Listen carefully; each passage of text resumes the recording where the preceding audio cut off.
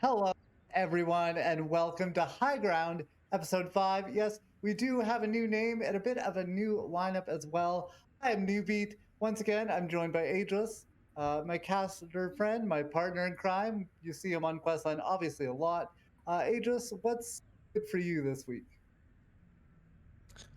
Good for me this week. I actually just probably like work stuff. We're doing a bunch of events nearby in Vancouver, and the nice thing that happened was the people that were running the event next to ours completely bailed on their whole event the entire summer. So the people who own the building were like, "Hey, do you want like a free space to do events?" So I'm pretty excited about that. So we're gonna do some fun like Pride stuff and upcoming events during the summer, which is kind of what I like doing when I'm not making shitty takes about Overwatch. That's truly magical that you found free real estate in Vancouver. Free Just real estate. Literally. completely wild, just unbelievable. And once again, we are joined by Coach Extraordinaire Tikatee. Tikatee, what's good for you this week? I've had a pretty uneventful week, to be honest. Probably the best thing that's happened recently is we got a new fridge. So our fridge, like a week and a half or 2 weeks ago, broke down, and we had to throw out like everything that was in it, and it like smelled horrendous. And we were just without a fridge for about a week. But last week, just after our show, actually on Monday, we got a new fridge installed. We got all the groceries done for the first time in what feels like a month, and we can eat food at home without having to eat out every single day, which is a nice change of pace. And we got like the fancy like water filter hookup and everything, of course. Nice. So we're living luxury. That sounds fantastic. And I know I was watching your stream last week and you were like getting Taco Bell, and I'm like, oh, that poor man has to eat Taco Bell just to stay alive. So Yeah, it's we're good to hear- struggling out here. good to hear that you got the new fridge. And this week we are joined by a very special guest, LordThethan. He's one of the coaches, one of the head casters for Organized Chaos. He's the head coach for the University of Buffalo esports Overwatch team. And speaking of hot takes, this dude's full of them. Oh yeah, How's it going, LordThethan? What's good? it's going pretty well. I'll tell you what's not good, but fully functional at long last. Over several dozen hours, I finally have a fully stable modded Skyrim build. 400 plugins. It runs like a dream, and originally released in 2012, I've finally gotten to experience Worm's Tooth for the first time. Absolutely magical experience. Wow, you're just bringing up the rear on that, like just a solid 10 years later. But Yeah. you got there. I'm happy for you. It really does sound fun. I've seen crazy mods with Skyrims, over the years, and they are Yeah. absolutely wild. That is gonna be. I'm gonna probably guess that it's gonna sink a lot of your hours into it. So I Yeah. really hope you do have fun with that. I'm personally happy because we got the first 2 episodes of Kenobi out of the way. That started streaming on Friday. The first episode was not very good, so I was like, "Oh, this is looking bad." But the second episode, they got it all together. It's gonna be fine. Show looks good, so I'm excited for more Star Wars content because I can, frankly, never get enough of it. So with all of that kind of out of the way, we saw week 4 of the Overwatch League come to pass. A bunch of craziness. Does anyone want to start with any general takeaways of what they saw over the last weekend? It's cool that so it's kind of like, I don't know, it's weird that we can't play the beta anymore. I'm still salty about that. But it's cool to see like how the teams have developed over a single patch cycle leading into this tournament. So this was the last week before the actual Kickoff Clash tournament starts this weekend, or this upcoming weekend, I should say. So already seeing like the level of play increase for the most part. I would say some teams kind of decreased in value over the course of these past 4 weeks, but it was really cool to see all these teams develop again over like a single patch cycle, something that you can only really see in coordinated play in the Overwatch League. So it was a bit of a rocky start. I think we can all agree that there were a lot of upsets, maybe ruined Preds and all those kinds of things in the first couple of weeks. But things are starting to stabilize out, and I don't know, personally, I feel like the pieces are starting to finally land where I expected them to, at least most of them. Some of them are still kind of rolling around randomly. Are you guys all a fan of the Zarya Reaper kind of meta, a lot of Soldier 76. Obviously, everyone's playing more or less Anna and Lucio for the support line. You see an odd bat mix in here and there. But is this kind of where you thought it would shake out in the end? Like, are you surprised with where the meta has kind of ended up? Because it seems to have solidified a little bit. Mhm. I mean, on the live server, Zarya's just not good right now. And for Overwatch 1, arguably the worst tank in the game. So it's quite a culture shock for me, at least, watching as much Zarya as we've seen played. I think that there's something just really exciting, maybe kind of borderline intuitive about how we're getting to see Zarya played in the Overwatch 2 PvP. But man, I liked the return to Monkey. I really liked watching all of the Winston gameplay. We still got quite a bit of Winston gameplay this weekend. I'm still kind of crossing my fingers for that Orisa gameplay. That'll be exciting when it finally happens in 2023. I think we'll see Sojourn be meta before we see Orisa be meta in their current states. Unfortunately. And both of those heroes just I don't think are very good. But honestly, the only thing I was disappointed by so far in terms of like what's being played is I really wish just more teams were at least willing to experiment with Doomfist. And maybe they are in scrims, and maybe we're just not seeing it on stage, but like seeing like the explosive potential of that hero. And I mean, maybe it's not a fair comparison, but like seeing Dante absolutely farm Paris on certain maps with that hero, like you could see the potential, right? And then you're right, like seeing a hero like Zarya, who coming from Overwatch 1 doesn't really strike you as the most exciting hero to watch. I still don't think she's very exciting to, oop, here's a bubble, oh, there's another one. It's not like riveting gameplay. So I kind of wish like more, like even harder dive stuff. Like you said, the Monkey is great. It's always good to see return to form, especially for the Eastern teams going back to their roots on the Monkey dive. But I kind of wish we saw more Doomfist both in the East and in the West. I mean, I do have a highlight that we can see later on that there are still some cool Zarya plays out there. Hotba had one, which is down the notes. We'll get to it eventually. But the first thing we're going to do are take a look at a couple specific games that have happened over the weekend. And the first one, we actually do have a clip as well. Ageless, do you want to set this clip up? Because it makes me look terrible. I actually clipped it, so it just I look good. Yeah, that's not a huge fan of that. Me personally. I kept you out of it though. I think. Okay. Wait, yeah, that's better. Wait, yeah, good I point. think Thomas is gonna pull it up for us here. It's actually a clip from last week's episode, and we'll give Thomas a minute to pull it up here. But there was a discussion regarding the LA Valiant, and they're the best team in the league, the most exciting team in the league. They might not win, but they're still the best, I think is what I said. So yeah, that was my big one, was LA Valiant.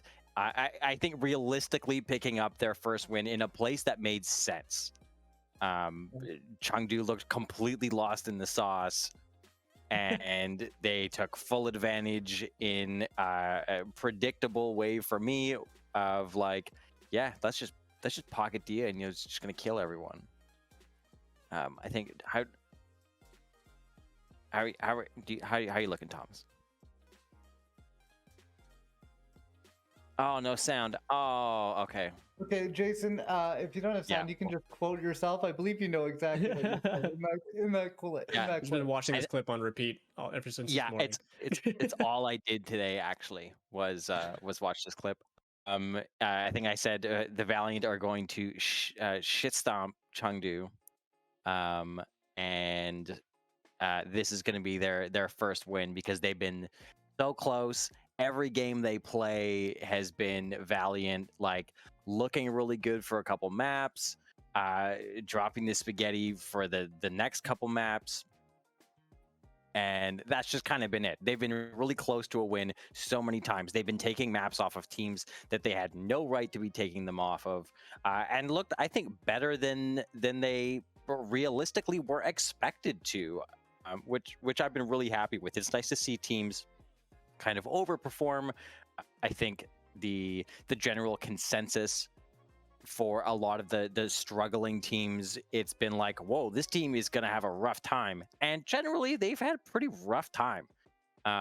So seeing Valiant, even in their losses, kind of just making it interesting for me, makes them a really exciting team to watch, as opposed to, you know, we've seen like, you know, Paris and Vancouver, where they've had a really tough time. I think they've won like 6 maps total over the season so far, and we kind of expected them to struggle, and they have struggled. So, and it hasn't really been close, which is kind of the tough part. Like they have struggled in a way that's been like kind of difficult to watch, whereas I think Valiant has struggled in a way that's very like underdoggy, which I really like to see. I might be wrong in this, but I think I read online too that this was Diya's first stage win in the Overwatch League. And I remember just seeing like the screen grab of him just like cheering in excitement after they won the match. That's so good for him. Outstanding player. It's crazy to think that this is his first stage win of all time, but good for him. Good for Yeah, him. I think they brought him in on Shanghai. I think for Shanghai. Or no, it wasn't for Shanghai. It was for somebody else. They brought him in for like a map, and they drew the map. And like, that was the last time he was in. That's so unfortunate. That is like the worst possible luck that you can possibly get. It just sounds absolutely heartbreaking. And yeah, all the stuff surrounding Diya this past weekend has been super cool. It's been really fun to see them finally get that stage win, and keeping over in that division as well. Shanghai and Seoul. LordThethan had quite an interesting game. Yeah, that was a really interesting match. I was watching it just map to map to map, reeling in my chair behind my monitor, like, how does Seoul lose this? Wait, I must have seen something wrong. It ends up being 3-1 in favor of Shanghai. Does Seoul lose this map somehow? What? How? And NewBeat, you had asked if there were any big takeaways from this weekend, and honestly, that was my perfect opportunity to say, give up on pretting APAC. Just don't even Just try. roll dice.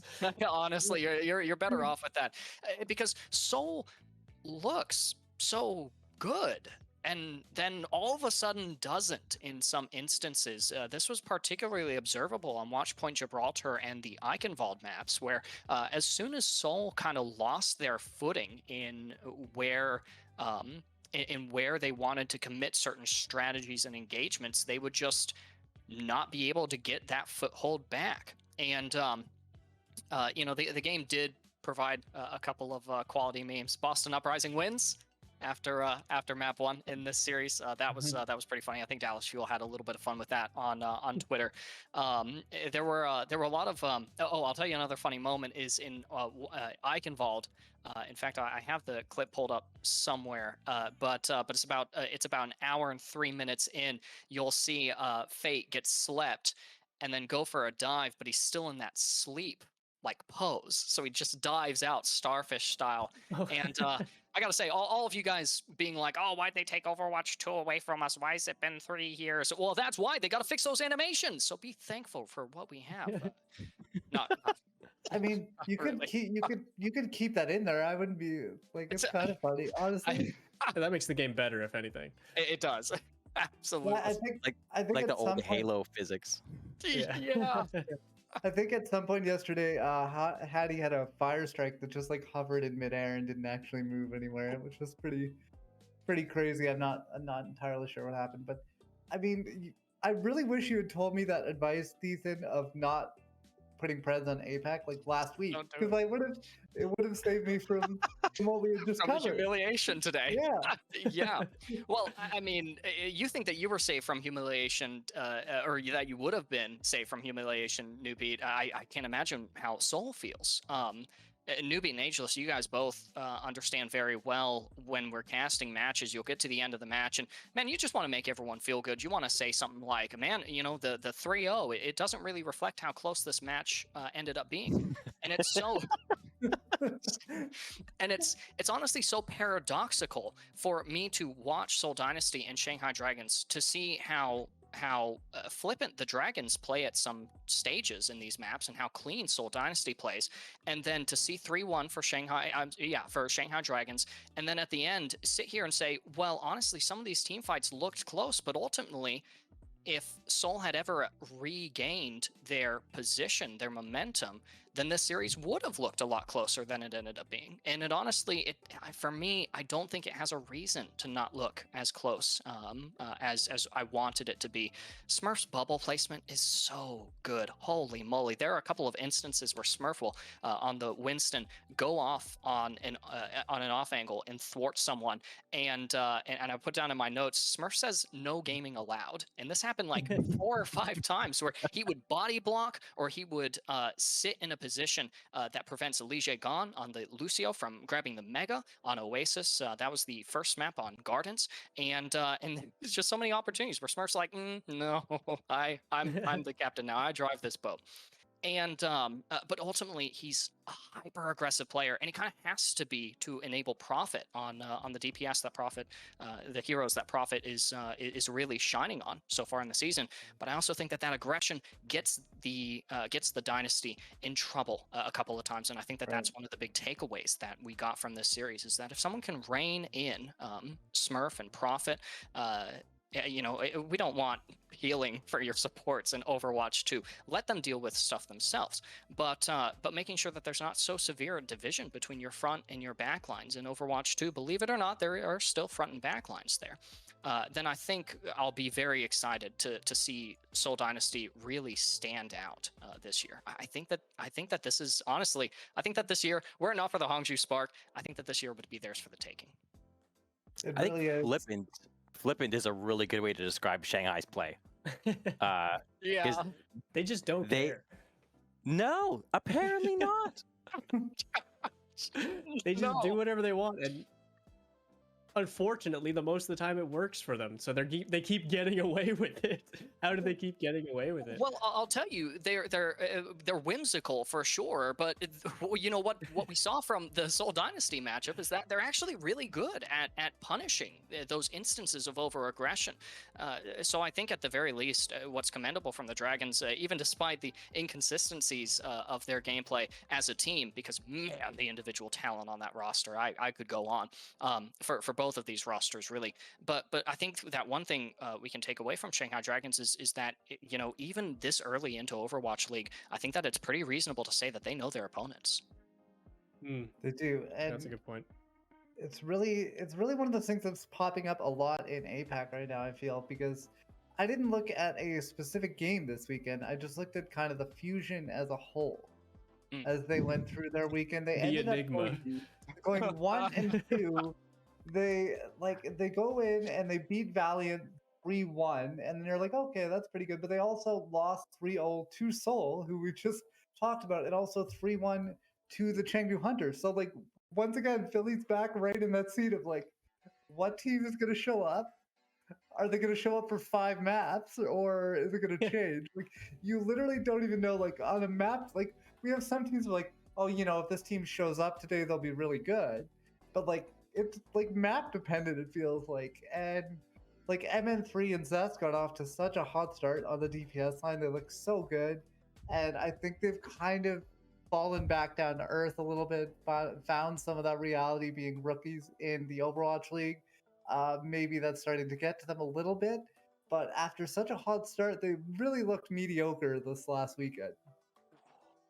Yeah, let's not forget, I can't stop bringing this up, but let's not forget their hot start was them 3-0ing the Shanghai Dragons. Like, even if they are whimsical is a good word, even if they are kind of just playing their own game, the level of talent on that roster, like pound for pound compared to the rookie roster, essentially for Philly, you would expect them to, even in a new game, even in a new meta, even when they're figuring themselves out or doing whatever they're doing over there, you would expect Shanghai to come out ahead in that matchup, or at least make it closer than 3-0 for Philly.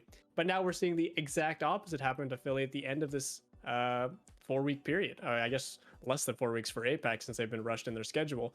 But it's crazy to see, and this is kind of what I meant by like teams sort of falling into place, where maybe these standout rookie performances from MN3 and Zest in the early matches, they don't have the stability, they don't have the structure yet, given that they are rookies, to level up that play, to expand, to grow on it, to make sure they can take these consistent matchups rather than show up on individual days. I think the main word there is consistency, right? Because they are rookies. Like they definitely have the skill to pop off and do all this crazy stuff, like Zest on that Echo that we're seeing, for example. But I think the word is consistency, right? Can you do it every week, like week in, week out?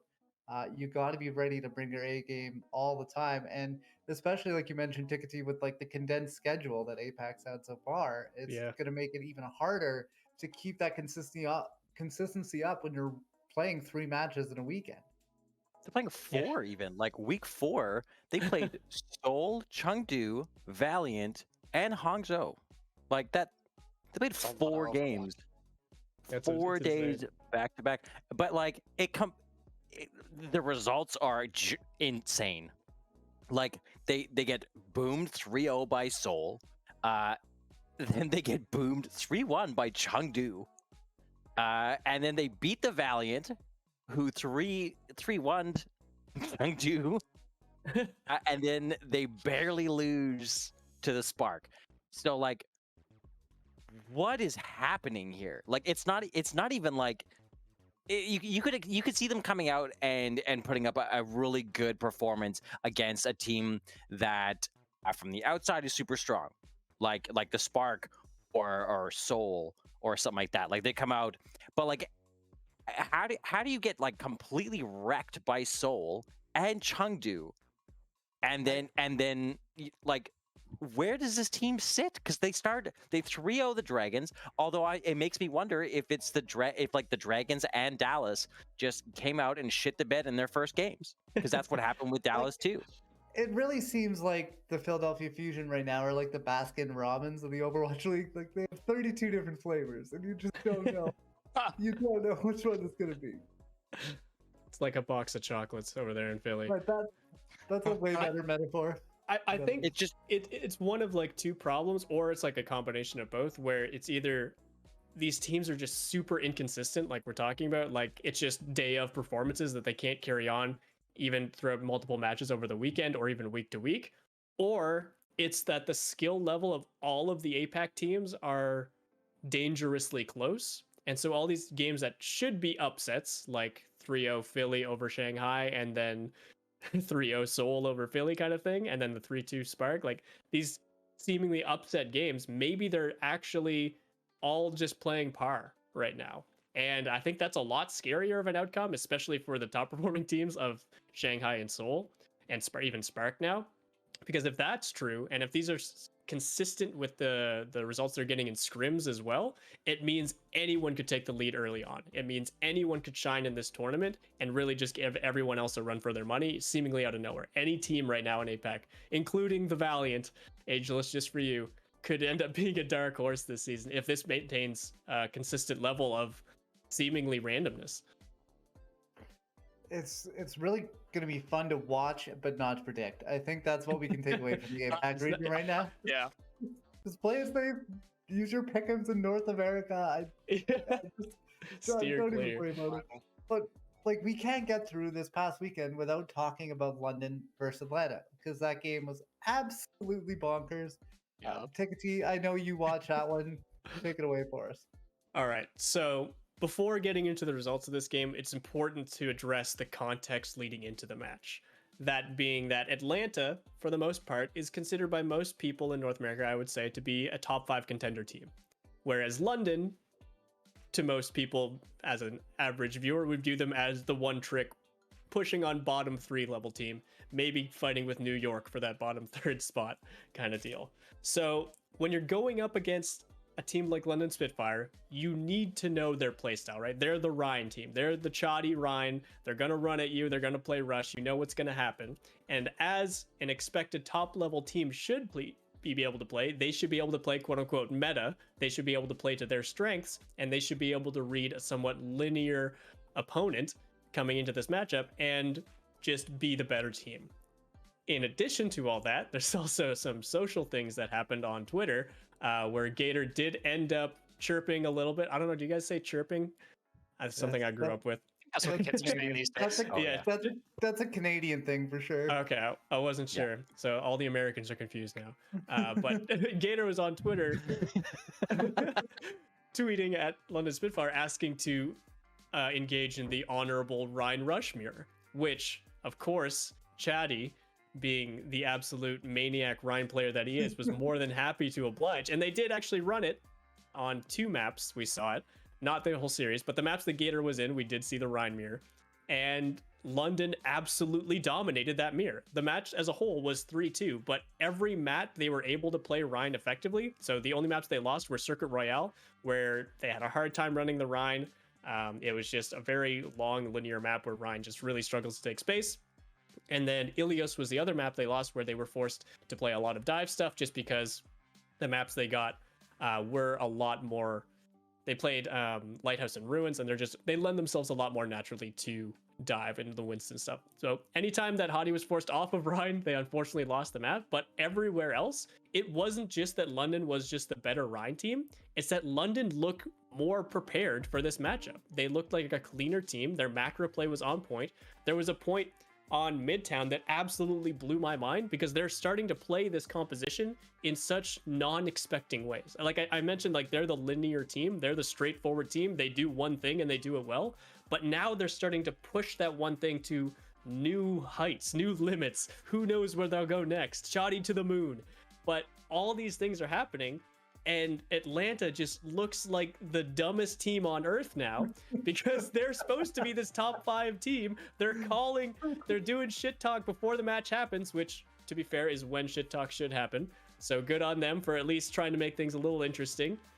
And then they get clapped back by London. And what's so crazy about this is, like, if the cards played out differently over this weekend, London could have ended up in this tournament. London could have qualified with the kickoff clash if they somehow ended up like 3-0ing Atlanta and a couple other things ended up going up their way. They were like this close.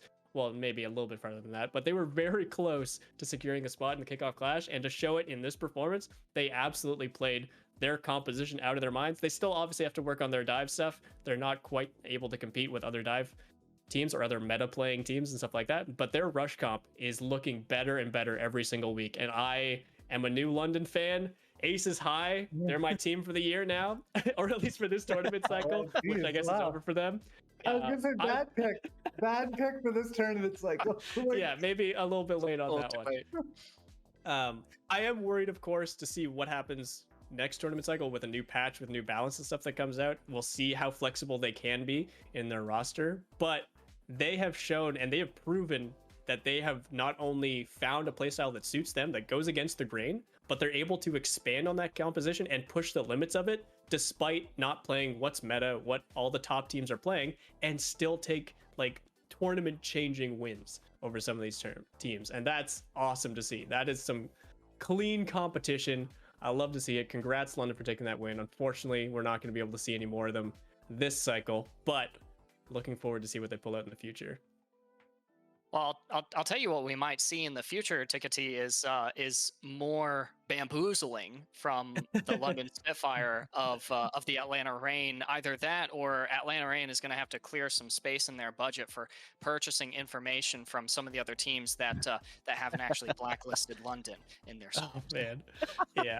I didn't want to bring that up because I don't know how much of it is true, but definitely let's talk. Probably about not. Okay, yeah, let's go. So Hadi did an interview post-game. It's gotta be a joke. Hadi did an interview post-game talking about how Atlanta blacklisted London because London beat them in a scrim.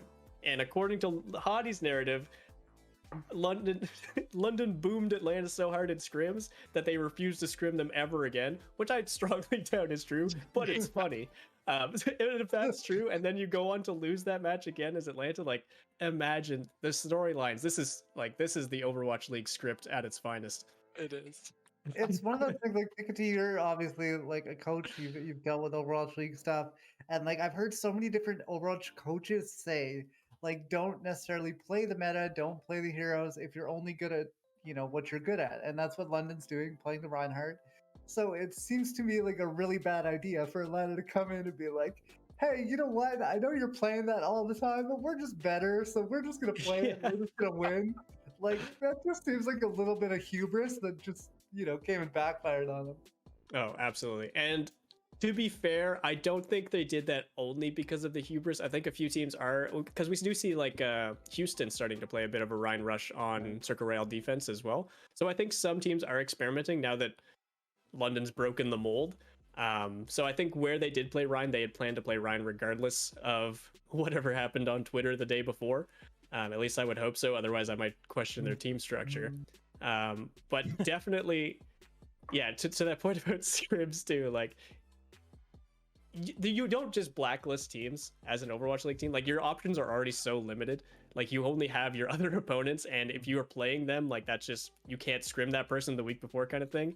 And like, I'm not saying they would scrim London every day of the week or anything, but like, there's no way they would blacklist them over something like that. It's just crazy that they haven't scrimmed leading up to that game, and then clearly just looked so unpracticed in the Rhine mirror.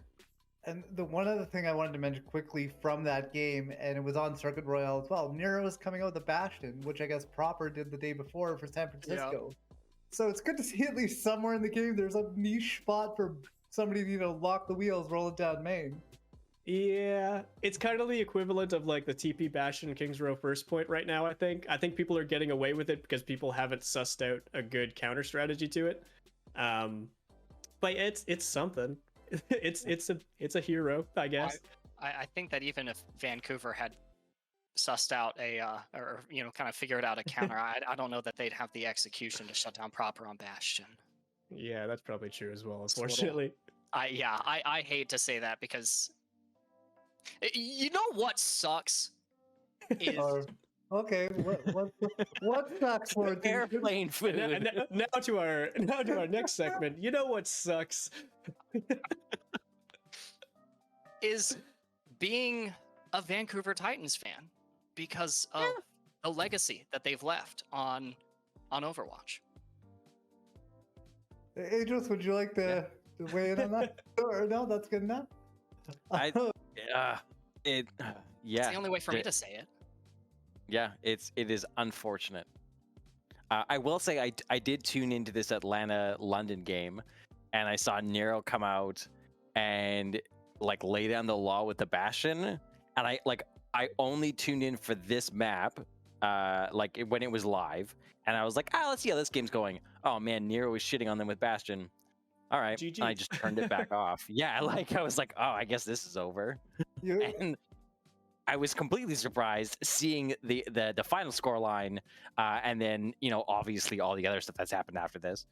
But I fully expected just after watching them lock the wheels and go down main and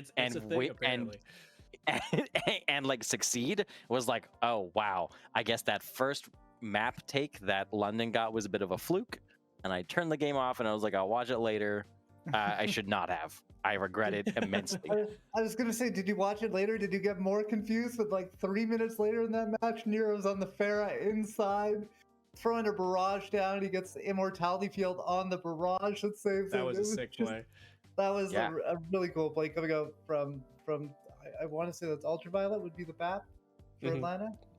I was talking about this on stream, actually. Sorry, I didn't mean to cut you off. Oh, go for it. Just talking about Nero's Pharah. I actually used to play on a team with Nero. I was his flex support for a while. I was his Mercy Pocket back in the day, back in 2016, 2017, when I was trying to be an amateur player. And I was 100% holding him back. But he was just absolutely dominating people way back then on the Pharah. So as soon as I saw that, Atlanta's holding him back. Debatable, yeah. Just seeing him pull out that pocket pick, I instantly knew, I was like, oh, this is gonna be good. And it's so cool to see that moment come out for him. Nero's had an interesting career. He's jumped around teams a bunch now. Previously, before this year, was on Guangzhou, right? Yep. And I think he's definitely proven himself to be one of the most dedicated players I know of. And he played for Shock as well. Yep. He was basically a bench warmer for Shock for the most part. And then he joined Guangzhou. As far as I know, he learned Chinese to play with Guangzhou. He learned Chinese callouts while on Guangzhou. And now he's coming in on Atlanta. And like you said, he's absolutely popping off. And I don't know what's going on at the Atlanta camp, but they are definitely optimistic in a lot of their team decisions in game, I'll say. There's a lot of situations which could have just easily been done better, and they just opted not to go that route and instead just forced really aggressive, fast-paced team fights. And when you're not as clean as teams like the Shock or the Fuel, sometimes those get away from you. Sometimes you fall apart mid-team fight. Sometimes your plans end up a little bit too shallow, even against teams like London, which blew my mind. Not only that they won the series, not only that they just beat Atlanta on paper, just flat out, that seems insane, but that they actually looked like the more practiced team. That was the craziest part of this match for me, is like London looked like they knew this matchup in and out, both the Rein mirror and the Rein versus dive. They looked like they knew exactly what they were doing, and they had a purpose behind everything they were doing, and it just looked clean. It looked like when Shock plays almost anyone else, to be honest. Yeah.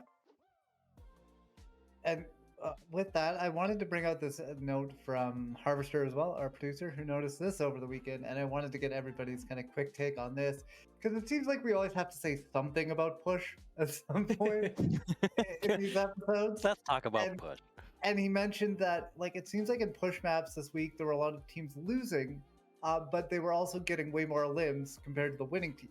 So that could speak to the fact that engages and fight manages, as opposed to just like fragging, is way more. Like, do you think there's some truth to that? Like, what are your thoughts on like how push is played as far as like a limbs versus the versus just the overall strategy? Sorry, I couldn't get through LordThethan dance in there, so. Yeah, that's fair enough. I'm dancing because I was. Oh, sorry, I think I peeked my mic there. I was right, and I knew that I was right, and I will continue to be right. The player base, I mean, I think even the pro teams, we're only just seeing people get a grasp on how to play push. Honestly, I think, and I've thought since day one, that we've traded one poison for another. We've taken 2CP out of the game and replaced it with a mode that, honestly, the principles of how you play it are just way too similar to 2CP.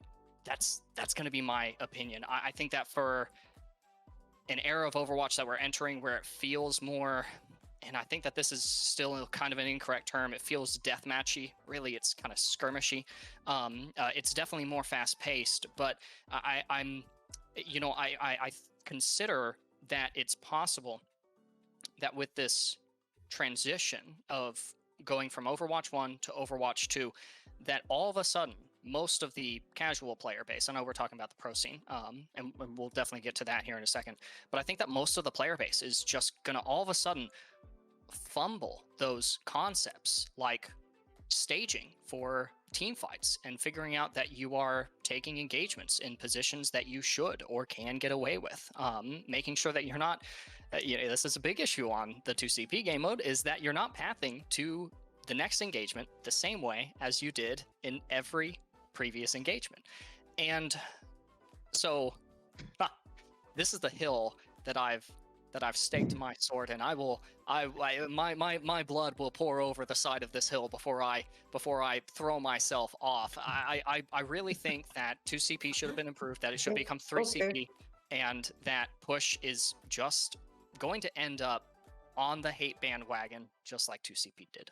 I don't think that we know how to play it yet. I think pros are finally getting it, but that's a really good point, is that like figuring out how you want to take an engagement, it's really, really crucial in this particular game mode. People dodge Coliseum like they dodge Paris. Yeah. Like, in every one of my games, they're like, oh, entering Coliseum, has left the game, has left the game, has left the game, has entered the game, has left the, and it's just that. It's just that all over again. And you know what? When I go into Coliseum, I'm like, yeah, I don't want to play through it. It sucks. It's a tough map to play. We've talked about it a ton. It feels not fair to play. I think it's like super snowbally. I think Tikatee's probably put the most thought, I guess, into like the analytics of this. So I'm gonna defer to Tikatee for this. But for my expert opinion, is it sucks and I hate it. Before we go to Tikatee, I just want to jump in quick and say, LordThethan, you and Tikatee should hang out more, because I think you're pretty close to the same page here for how Tikatee feels about this stuff. Fellow 2CP lover? No, not that. Not that far. I think there's definitely a lot of merit to your points, and the biggest one I'll touch on to kick this discussion off, I've got about 4 or 5 essays written about push already. So Yep. To jump right into this, the team fights, there are a lot of situations in which team fights feel similar to team fights in 2CP because it feels like trades are unbalanced in terms of who gets the most out of even trading. And that's because of how far the spawns are on either side. So for example, on 2CP, I'll use Anubis as an example because it's probably the best example. If you're playing defense 2CP Anubis and you have like a Doomfist player that just goes in and feeds, but every time he feeds, he gets a kill, you're going to hold that point 100%, no problem. Like, because you're going for quote unquote equal trades 1 for 1, but he's back infinitely faster and he can do it again before the team fight's even over.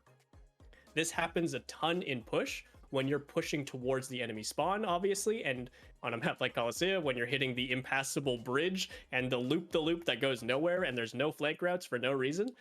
Great map design, 2 lanes, I love it. It feels very similar. Team fighting feels very similar. And the problem is, I think, twofold. In pro play, this incentivizes not fighting.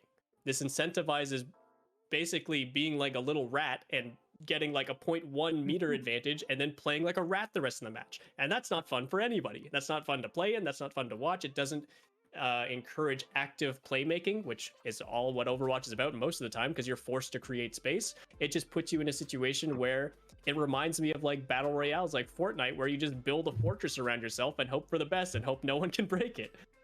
So that feels bad. And then conversely, I've had a lot of discussions with people in the casual player base about the way the game is played, and just fundamentally, if the places that are good to fight don't correlate with the objective, the casual player base will always fail. And the amount of people, like, this is true for every game mode. So like King's Row is a fine map for a casual player because guess what? There's not many other options. You go towards the point, you fight on point, you cap the point, you push the payload, you fight around the payload, you cap the payload. Great job. But then you go to maps like, I don't know, like a Koth map, like say Nepal Sanctum, the indoor one, where if you run onto point, you're opening up every angle known to man and you're feeding. But people don't associate those things as being different. It's like, guys, you win the game by touching the point. You win the game by pushing the payload. Get on the objective. And push is this times 10 million. Yeah. Because not only does the objective indicate very weak positions, especially on Coliseum, a little bit less on New Queen Street, but still similar. But the longer you stay on the objective, the worse it gets. You're getting farther away from your spawn, you're getting closer to the enemy spawn, and you're going into worse and worse and worse terrain as the map develops. So I definitely understand where you're coming from, why these team fights feel awful at both a pro level and at a casual level. There's, I think, a bit of different reasoning behind both scenes, but fighting just feels bad on push a lot of the time. I don't think push is as bad as 2CP, because in 2CP it's just like, it's the map that's the problem, whereas in push it's the mindset that's the problem. And one of those is surmountable while the other one is just there, good luck. And I would rather see push be reworked, and I think there's a lot of neat little tweaks they could do to make push more interesting and incentivize more active team fighting that would make the game mode feel more balanced and more exciting to play and watch. I'm not a game designer, so I don't know what those things would look like concretely, but there's so many turns and dials they can play with, I'm sure, and I'm sure they've been actively testing. I think it's good to remember this is basically the first iteration of push we're seeing, and this is, while it is being played at a professional level, this is still technically the beta, and I would not be surprised to see some pretty sweeping changes hit the game mode moving forward. Even the pros, like we talked about it pretty early, and it was like, why are they fighting again on the robot? Like, yeah, and 5 people pushing like, the bot. It's like, stop. Yeah, stop doing that. Like, what kind of bronze shit are we seeing from people who are so good at this game? And I feel like, in the last couple of weeks, we started seeing, especially like the Shock. They would kind of like push it around a corner, and then they would stop, and they would like sit back and take defensive positioning. And you're starting to see it kind of get solved, but it was just it's so bizarre, and I guess kind of nice seeing people who are just so good at this just struggling as bad as me at this game We're time. all in this together. I thought Yeah, they like, were trying. oh. I thought they were trying to make it more accessible to me, an idiot, to be like, oh, Yeah. hey, look, I'm doing what I'm doing. Oh, Yeah, that like, makes more look. sense. We're all bronze on this blessed day. Like, what? Really? I don't know. It seemed weird, and it was frustrating seeing what looked like a complete deathmatch. No one seemed to really have a strategy for it yet, which I find so bizarre that like no one had like theory crafted this. It's a solvable game mode, the same way that I think 2CP was also like a bit of a solvable game mode. Yeah. I think Or push even is King of the more Hill solvable. has, like, yeah. Yeah. I mean, working on the fuel, like knowing how much time and effort goes into positions, rollout plans, like holding plans and like rotations and stuff like that, contingencies for different compositions, stuff like that, on like a single round of Koth, and then seeing week 1, even week 2, even some week 3 games, all these teams just kind of fumbling the bag on push, not really knowing why or where they're going. Seemingly from the outside, obviously we don't know, we're not there in comms or anything, but you're right, like teams looked completely lost for the first couple weeks of this season, and when you're playing at the pro level, that's pretty unacceptable. Like, at least have some semblance of a game plan. At least like try something, even if it doesn't work. Don't just put 5 people on the robot, man. Like, I'm never gonna get over that. Like, seeing the little arrow with 5 on it, knowing that the robot doesn't go any faster than with 1 person on it, is never gonna stop tilting me. I'm gonna toot Tikatee's horn here. We did like an analysis of, I don't remember, some I think it was like an open division or like a 4.5 team, and we talked about push, on one of our streams, and there was like a specific strategy that was talked about, and kind of how interesting it was that you were not incentivized to actually finish the map. You didn't need to. You needed to push it further, and then you needed to take defensive fights that were advantageous to you, because you could get away with taking 2-3 fights before you were even losing. All you need to do is push it a meter or 0.5 or 0.1 meters past where the other team did, and then basically just sit back and play what is 2CP, where it's like, yeah, why don't you just walk headlong into this high ground where we're fully prepared in way better positioning for you to approach. You have to approach to win the game. And teams just did it over and over again. And I feel like we talked about this in like week 1 of the beta. And then like week 3, it was still being played in this same like confusing way, where it was, it seemed like no one had thought about it, and everyone was like, well, we're gonna try and win, and like push just kind of is what it is, and we're gonna just try and win it. But it may as well just been like a quick play game, the way that some of these teams are playing the strategy of it. It's like they weren't trying to win that. It was like, we'll just do our best on push, make sure we win Dorado and Ilios. Yeah, you're not wrong. Just to bring it back to my favorite team, the London Spitfire, I think when it came down to map 5, they were playing Colosseo, everyone's new favorite map, of course, as I'm gauging from their group here. Yeah, I think we all just said we loved it. Yeah. Yeah, everyone's new favorite map. They won this map playing against a mirror coming from Atlanta, coming against a Rhine Rush mirror. And I literally think the one reason why they won this is because Sparker ran around the map on Soldier and found flank angles, and Atlanta just ran it down mid every time. And like literally almost every single fight, you could see Sparker, like they'd cut to a top down, like everyone's over here fighting, and then Sparker's just like hiding in a corner on the other side of the map, so we can pop out like a shark and just hit them in the back line. And it worked every time. And Atlanta didn't know how to handle it because they were trained to just run it down mid. Hey, we're playing Rhine. There's a straightaway where the robot goes. Let's go shoot our bullets down that hallway. And then they lost. It was crazy to see that level of structure from London and not from Atlanta to try and counter it. I remember the part about that made me laugh was it seemed like Atlanta was surprised every time. Like the third time Sparker showed up behind them. Like, oh really? Like I really thought he'd stop doing that. Like, it's kind of mean to shoot us from behind. Doing an attack visor now. Like, yeah, they always just seem caught off guard. And I feel like Sparker has not been like a huge bright spot for London either. Like, Well, yeah, he's been consistent, I would say, but yeah, not like the game changer because they play Reinhardt DPS. That's like their whole shtick. They get Reinhardt and he swings on 3 people and you win a team fight. so like, how are you blowing running it down main versus the Reinhardt DPS team? Like, what is happening here? Turn around. If I had a nickel for every time I yelled that in one of my ranked games, That's what I mean. It feels like a ranked game. for the love feels of like a God, ranked turn game. around. I've supported. I've died 6 times. Wait, yeah, you hear like the visor and you're like, that's totally behind us, bro. We're so fucked. Good luck, like- guys. Yeah, I know. Like, well, GG. I think I'm out of Matrix. I mean, this is Overwatch 2. You don't peel for your supports in Overwatch. Yeah. That's true. Yeah. I mean, Good luck, Zen. Please to be Discord. fair, where I play in Overwatch 1, nobody peels for you either. So Yeah, that's true. And I'm the off tank.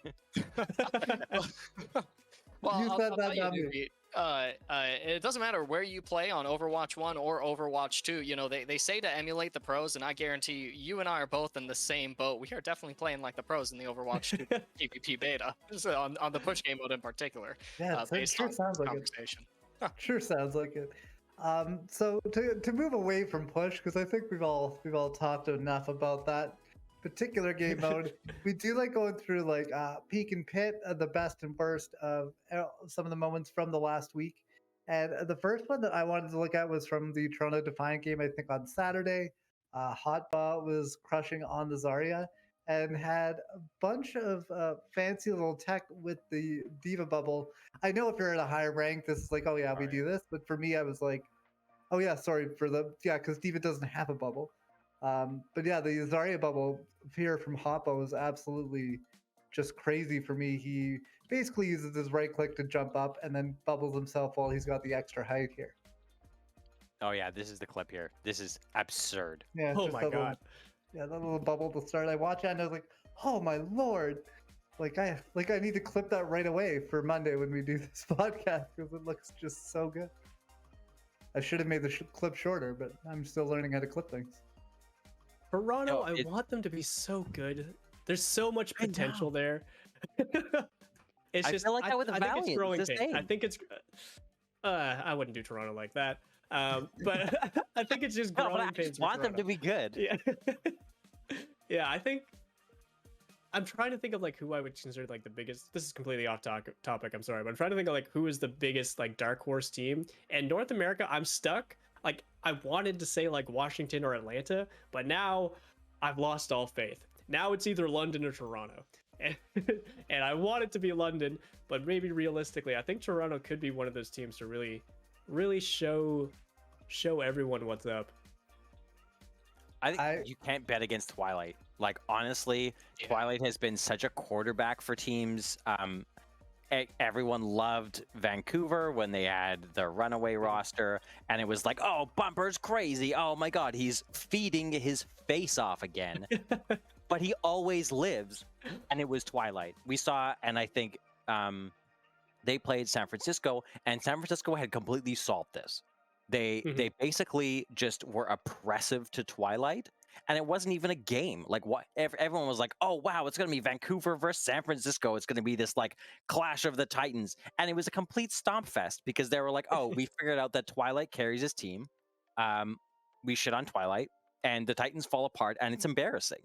Like it was so hard to watch as a Vancouver fan, but it was just a completely, Twilight as a player, I think, is more than like the Ana, more than the aggressive play, more than the like getting picks, more than the ridiculous healing. It's like there's a level of playmaking there that seemed like it had been picked up by some of the teams. And someone says in chat, Janu as well. Janu, ridiculous diva as well. Hey, Joseph, you're saying after all that though, it got better for Vancouver, right? It got way better. Everything's been really good since then. They kept the team together. I don't know why I had to throw that one in. That one just felt mean even for me. Oh gosh.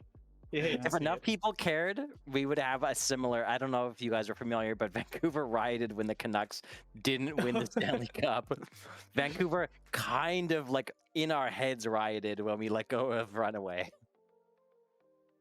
I think the whole Overwatch community rioted, to be honest. Yes. At least they didn't flip any cop cars. That's gotta be Take the what we only can upside. There's 2010. There's a bit of a dark summer there in Vancouver, but No comment. Just I know you did want to talk about Diya a little bit one more time. Oh man, this was so nice. Just like this tweet from Diya, and we saw even like ex-players. I think it was like Roshan or something was tweeting about it as well. But already the second day, but still feel unreal. 1,634 days passed, and I can truly enjoy these matches. 1,634 days. The victory is not mine alone. It belongs to many people, which I think is a really nice thing. You know, there was a lot of attention put on Diya for this win. I think it was well-deserved attention, but I did think it was cool to say that. Thanks to my teammates and coaches. Thanks to all who's cheered for me. I want to win more for you guys. This is just great. This is just a nice. Yeah, and I know that like there's been a lot of like ridiculous anime storylines, especially like Fearless has been a big one. Diya as this kind of like consistently good player that I don't know. It just like was always a bright spot, even when it was a complete nightmare for this team. It was like, hey, we're gonna our whole plan is pocket Diya. We're gonna send in the tanks with no support. They're gonna die. Hopefully that takes 10 to 15 seconds and Diya can get some kills. Was like the entire plan for season 1 Shanghai, and it's cool. I just think it's really cool to see someone who's persevered through it and been a consistently, you know, not even like a super crazy flashy player where they're taking, you know, they're not getting 6Ks. They're just really good. They seem really nice. And you know, the community is really supporting them. So that was definitely my big peak of the week was not just Diya and his attitude towards this win, and not just the win itself, but just how supportive everyone was, especially in light of how, you know, it's been a little bit of a mixed bag as far as support goes within the Overwatch community and specific players or teams. I pulled up my calculator here. 1,634 days is 4.47 years. So we can push that up to 4.5. Yeah. That's crazy. That's a long time. A long time for a career in Overwatch, let alone starting time in Overwatch League games and all that, and bouncing around teams and finally taking the W. So yeah, nothing but praise for Diya, of course. That's so awesome to see. Well, it's like, you know, Adam loves this. The, you know, not winning for a long time. The, you know, the Leafs are a good example of this. But this would be like if this would be like if the Leafs like hadn't won since like 1905. Like the game's been out for 6 years. Is that far off? And yeah, give or take 60 years. But yeah, it feels that way. Like the game's been out for 6 years. Diya, this is 4.5. This is 3/4 of the entire life cycle of this game, and it's 4.5 of 5. This is what season? Yeah, we're in season 5 of Overwatch League. Yeah. So like 90% of the Overwatch League season has gone by, or Overwatch, like all of the seasons have gone by. Yeah. Like that's the whole thing. That's basically like you've never won. Like, yeah, just had to wait for Overwatch 2. Easy. Yeah. You know what? You know what? It's true. Oh, that's way worse, actually. That's like no wins in Overwatch. Period. Also, Overwatch 2, got it. I don't have to look it up. It's been 55 years since the least one. So. But that would be like if hockey was invented 60 years ago. Yeah. Though it's crazy when you put it in the context of how long the league has existed. Mm-hmm. And like how like from all accounts, like how, and I think you touch on this, just like how positive Diya still is, right? because a lot of people get a lot saltier for a lot less. So the Yeah, like fact that you're losing a still- Rhine mirror. Yeah, exactly. Exactly. Minted to the Um, blockchain. Yeah. Blocked. So moving on, Tikatee, I see you threw this in here for a peek as well, so I want you to go over this one. I guess. All right, London back had to a bit of a London it sneaky is. rotation. Yeah, like, back to the Tikatee's favorite team. All right, this clip is sick. So this clip is like the expected rotation from London attacking as a Rhine comp. This is Midtown first point. Everyone goes to this door no matter what comp you're playing.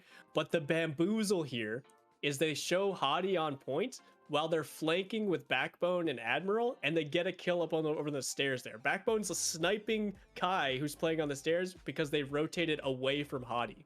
Imagine playing against a Rhine Rush team who's playing Rhine Mei, and the entire match of every team fight has been Rhine Mei running at you, and then this team fight you lose because Mei and Lucio are flanking and speeding at your soldier.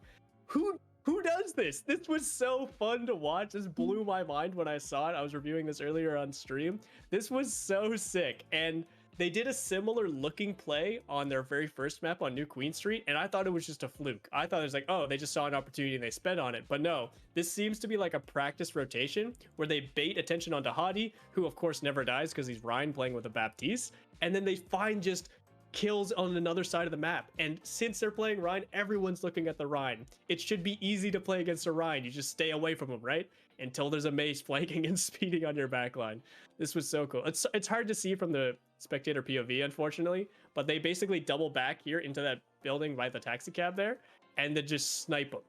It's so Also, awesome. Looking at this clip, you can see right at the very end of the clip, Sparker just cracks a smile because Yeah, he knew what they did. He knew it. yeah. This has to be rehearsed.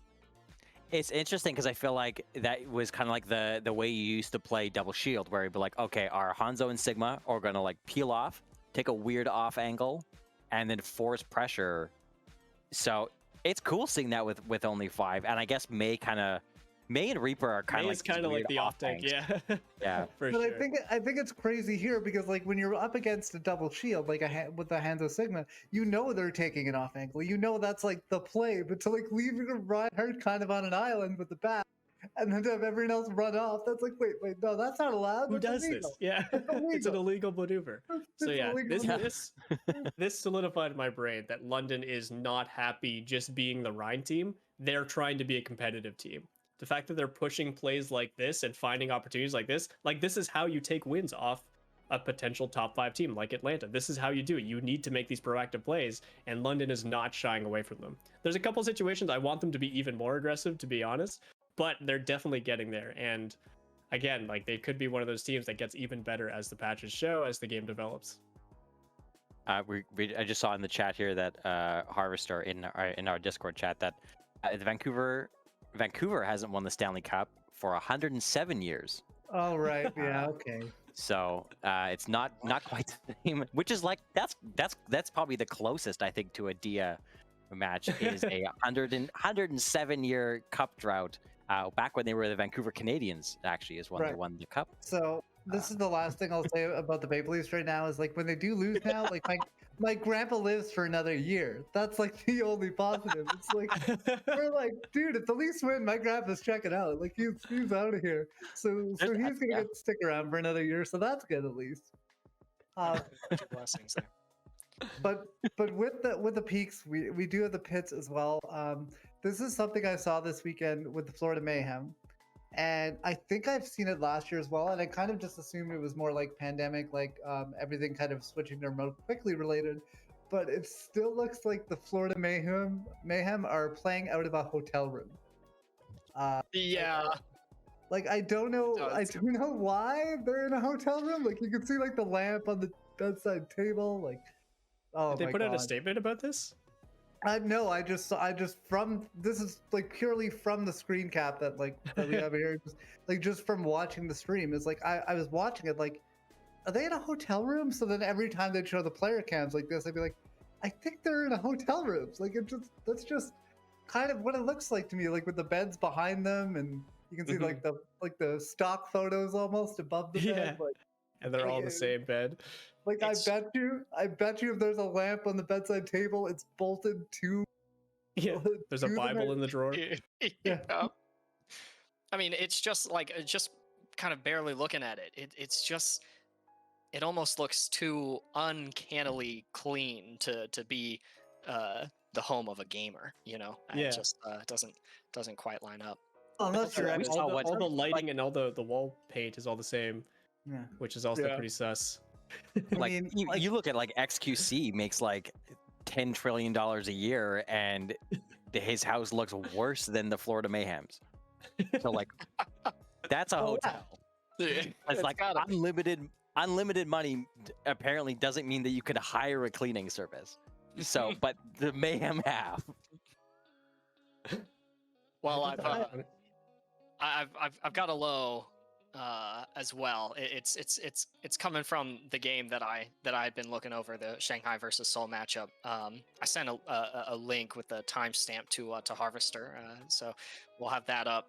It's 5 ultimates all used in just the absolute wrong way. You've got the sound barrier from Vindame that doesn't connect to the visor from Fitz because they were in a bubble. You've got Smurf going into Narnia, yielding ultimate charge in the Primal Rage form.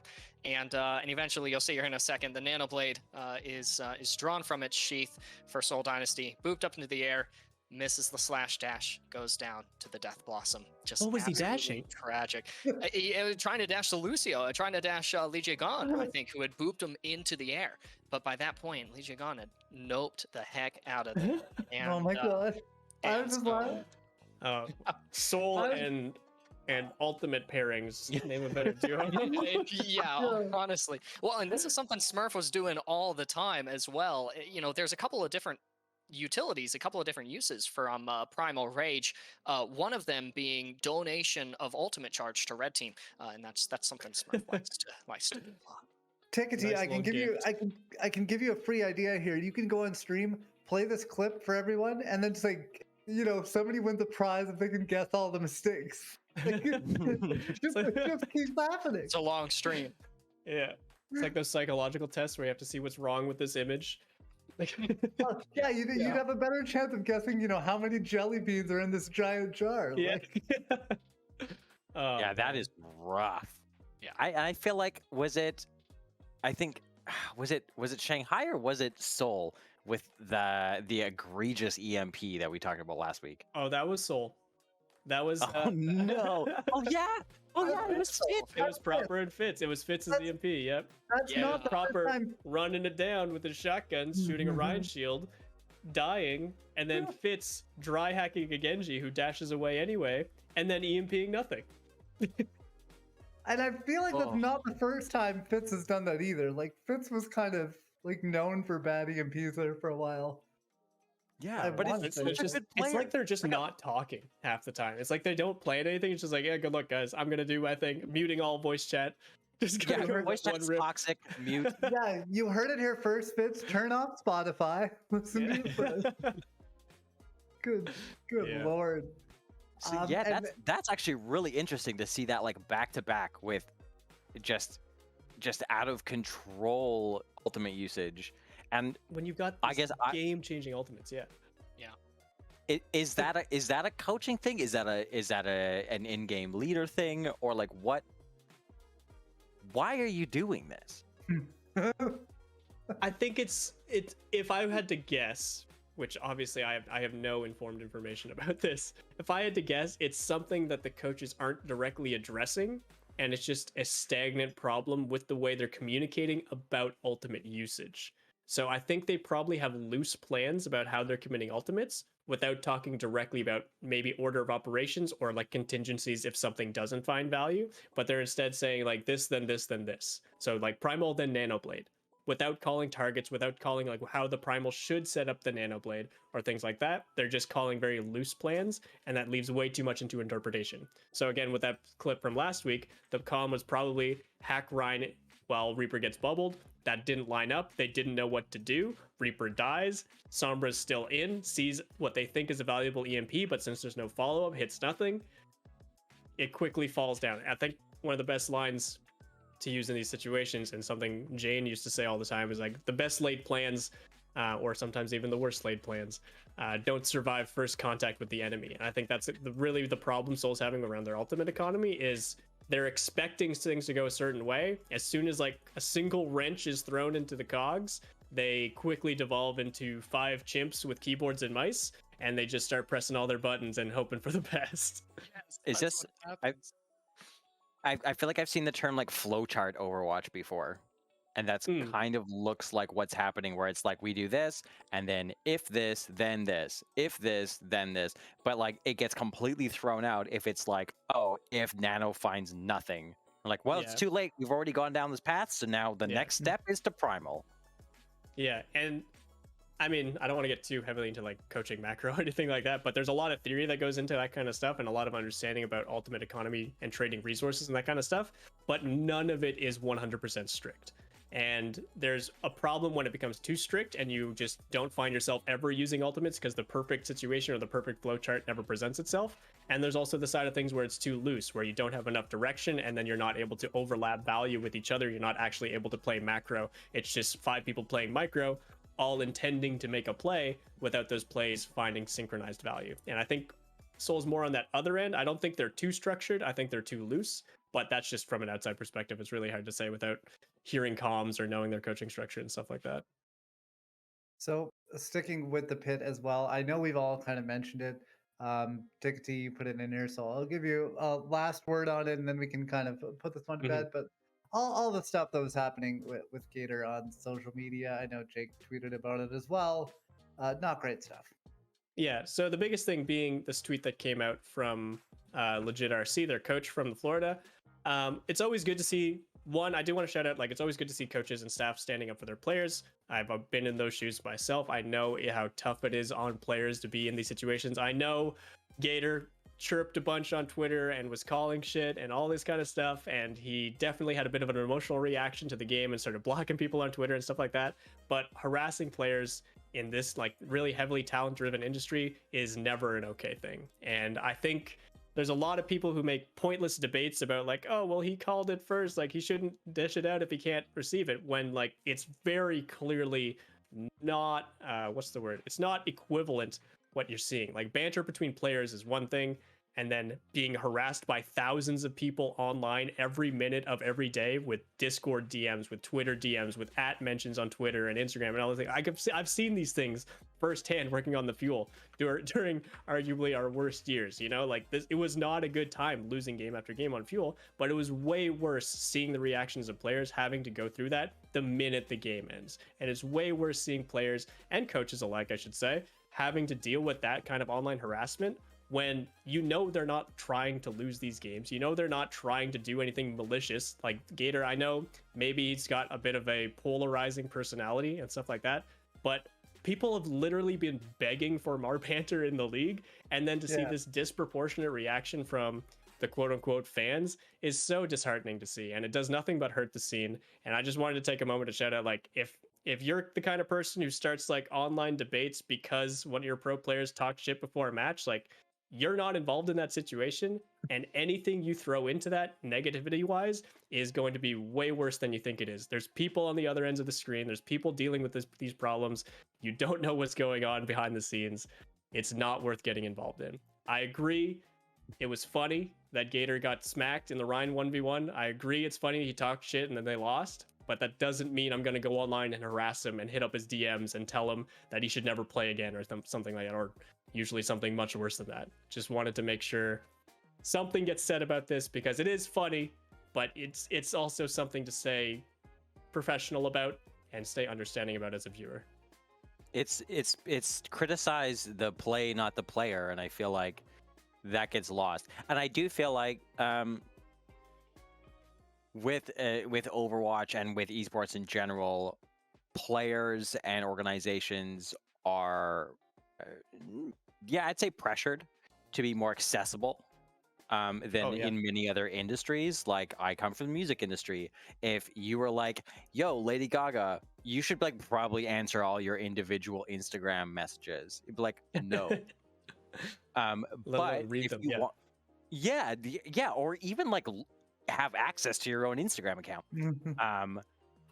But I feel like esports it's really important for a lot of these players to be accessible, because it builds that brand, and that brand can mean better contracts with teams.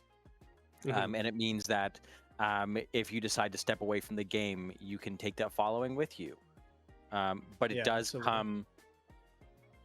It comes at the cost of something like this, where people are like, "Oh, I sure wish that Overwatch wasn't so like clean or like sterile, I guess is the word I'm looking for, as far as like trash talk goes." But then as soon as someone trash talks, everyone's like, "Yeah, you should probably kill yourself." Like it's ridiculous. Yeah. Why would you ever try and show personality in an esport if it meant like this is the result? And you're right, absolutely. Players trash talking amongst each other is fun. It's like it hypes the game up. It makes like people were watching Atlanta London like that shouldn't have. Like there was no reason to think this was going to be an interesting game, even though the score was not what we expected. I think it turned into a bit of a grudge match because it was like Hottie was like, "Hey, Gator was like, take the Rhine mirror," and Hottie was like, "Yes." And I thought that was super fun. That's great. But then like everyone needs to take that as trash talk afterwards. Yeah. Once it gets into like real life stuff, once you're harassing people, then it doesn't matter what it's about. You cannot harass players, and it doesn't matter how much someone trash talks. You're like being harassed by hundreds of people or thousands of people is not the same. It's like I think something people forget too.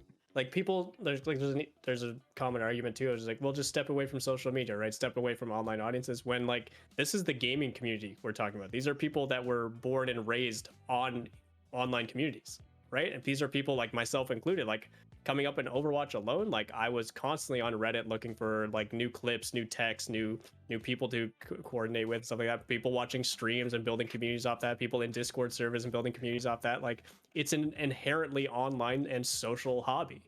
And then to say just like, okay, just forget all that now that you're a pro is insane. Yeah.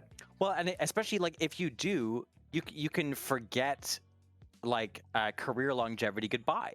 You can be the best player, but if you're not engaged with the community, it's really difficult to, you can maybe step into a coaching role or something like that, but it's really difficult to get any sort of like look at Reinforce, I guess, is a good example, where like super engaged with the community, and managed to kind of step into a more public role. Look at Sideshow and Bren. They seamlessly left the Overwatch League, which everyone was pretty sad about, or most people were pretty sad about, and they stepped into Valorant. And we're actually seeing when they came back to do, I think it was they did some community events. Yeah, and they did a couple of co-streams as well. Yeah, they did the co-streams, and all of a sudden it was like all these people from Valorant came over to watch Sideshow and Bren do Overwatch, who were like, "Oh wow, yeah, this looks actually really interesting." And I feel like that brand building is so important in esports because it can transcend games, because esports is so different. Like the NBA doesn't own basketball; they didn't invent basketball. They don't own the rights to basketball, and I think that's such an interesting thing where it was like, "Oh, I'm gonna go play something else that's kind of like basketball." But it's owned by somebody completely different, So, yeah, it's really bizarre. At the same time, to have so much pressure to be accessible to fans and accessible to the general public, and be in Discord and be on Twitter and stuff like that. And you do see that from people who are successful with it. But at the same time, Twitter, Reddit doesn't seem to really know where that line is of like fun banter to like a felony. And it seems to be like it's not a fine line, but people seem to be completely fine with that leap that it takes to cross it. Yeah, it's really crazy that like it's one of those things like you you talk about a lot, and it just seems to keep coming back. And unfortunately, I don't think this is the last time we'll hear of it. But it's one of those things like, yeah, if you're out there, like, don't go after people. Like, you know, trash talking, like banter, that stuff is one thing, but especially when you have people in these public personas that are so exposed, like, don't overdo it. And if you're like, maybe I'm overdoing it, then don't do it. Like, just play it safe. Like, get out of there. Yeah, or if you have a comment to make, like, make it privately. Don't direct it to the person directly in a DM or in something that you're just doing to make it appear in front of their eyes. Like, if it's something you want to talk about, do what we're doing. Talk amongst yourself, bring it out to the public, and just do something creative, maybe something constructive with it. But don't just be malicious just to get the attention of a player and try to ruin their day. It's pointless. It's harassment. It's criticize the player, not the the play, not the player.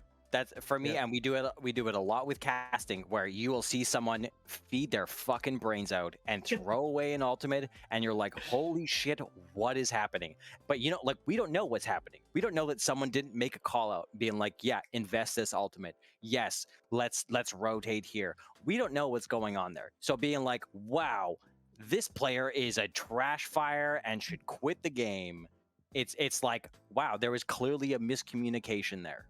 And I think approaching it, and it's something that is, you know, when I'm playing, it's really different. Everyone's a feeder and they suck, and everyone is bad but me. But when we're casting, it's very clear that it is a team game and it's not somebody's choice. And I think criticizing a play, I would like to see more of that in Overwatch and in esports, because there is a lot of plays to criticize. There is mistakes that are made that are like, what on earth is happening here? We just talked about Colosseo. In general, what on earth is happening here? Or that whole debacle that we just watched too. Yeah. Oh yeah, or yeah, Soul like in general. Soul in general. But that's not even like, wow, Smurf is the worst. That's like, what the fuck is happening with this? Like, this is clearly a massive breakdown of a whole bunch of different things. And these are very talented people. These are like the top like 0.00001% of players. I was watching the VOD today.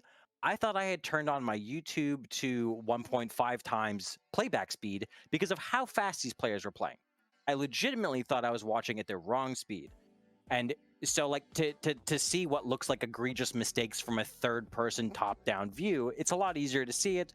But also, it is the play is the problem. It's not the players that are the problem. Yeah. I mean, and honestly, you know, if you're not gonna choose to not harass someone, you know, for their benefit, or, you know, to prevent yourself from looking like a fool, even a fool is deemed wise until he opens his mouth, right? Do it for Jeff, right? Jeff Kaplan and Aaron Keller. It consistent in most, if not every, of the developer updates. At some point they say, be good to each other, and you'll hear back from us very soon, or something like that, right? It's just like, if you want to look at it in a large kind of scale, it's a community, right? And we all love Overwatch. We want this community to grow. We want, like, how many times have you seen like somebody go, oh, you should play this Overwatch game, like, it's pretty cool, and they're like, well, I've heard it's super toxic, like, I don't want to play this at all. Yeah, and that happens, right? And the only way like that is gonna stop is if people stop doing it. And I don't know. It's just like, I feel like this is something we could all go on about, because I know we're all on the same page here. So to summarize, just don't do it, like, at all. It's not helping anyone. You're not helping yourself. I will say I have not played Rainbow Six Siege or League. A, because I'm bad at video games, but B, because I have heard just how toxic the communities are, especially for new players, where I'm like, maybe I would like it, but I also don't want to deal with that. And like, even like CS:GO, I don't know if I can deal with that. I don't have the energy to deal with that, and I don't want Overwatch to be like that. I would love to, like, criticize the play, because being toxic is not growing Overwatch. And it's not just like these are human beings, and like I don't know, these people are the best of the best. They're also playing like 10 to 23 hours of Overwatch a day. Like I don't know. My favorite thing is like just imagine thinking you know more than the person you're criticizing, like at this level. Yeah. Like just like the average person on Reddit or Twitter or wherever they're coming from, like thinking that they know the answer to all these problems and it's so obvious, and if they were there in your shoes, like they'd be doing so much better. Like, are you kidding me? Like you said, these are the point, like not 1% of players doing their job to win games. They get paid to win games. That's their job. And you're sitting online criticizing the way they choose to try and win the game. It's funny because like so our producer is a hockey, or was a hockey referee, and he would regularly see like bad hockey players from like the National Hockey League, or like ex NHL players come and play in like a beer league. And they would come out and fucking embarrass everyone. And they would be like the goon disaster, the slowest person you've ever seen on the ice on television. Like, unbelievable. And they would come out and they'd look like figure skaters around everyone else. So like the washed people, the worst people you've ever seen on screen would embarrass the best person you know.